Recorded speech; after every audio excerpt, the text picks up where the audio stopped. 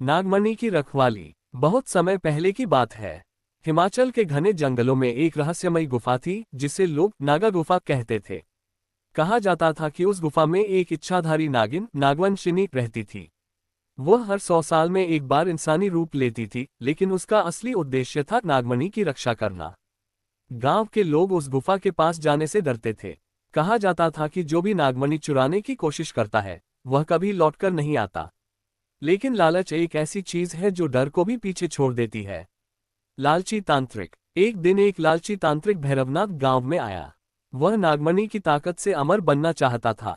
उसने गांव के कुछ लोगों को बहकाया और कहा, अगर तुम मेरा साथ दो तो मैं तुम सबको दौलत से भर दूंगा।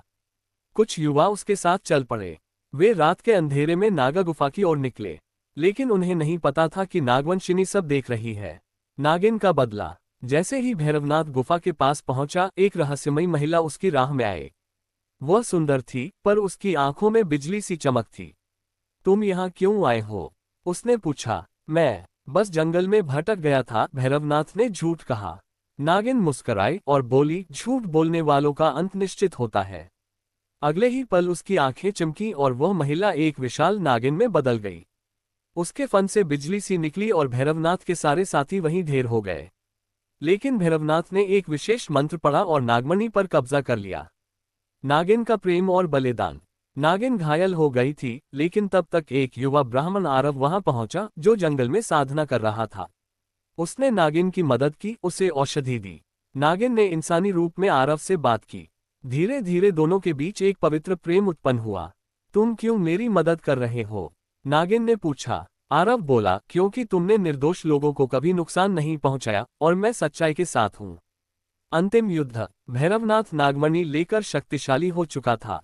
वह गांव को डराने और उसे अपने अधीन करने आया। पर तभी नागिन और आरव उसके सामने आए।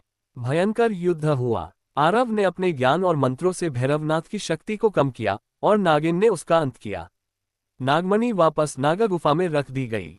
नागिन का विदा। नागिन ने आरव से कहा, अब मुझे अपने नागलोक लौटना होगा, लेकिन मेरा प्रेम और आशीर्वाद सदा तुम्हारे साथ रहेगा। आरव ने हाथ जोड़कर प्रणाम किया।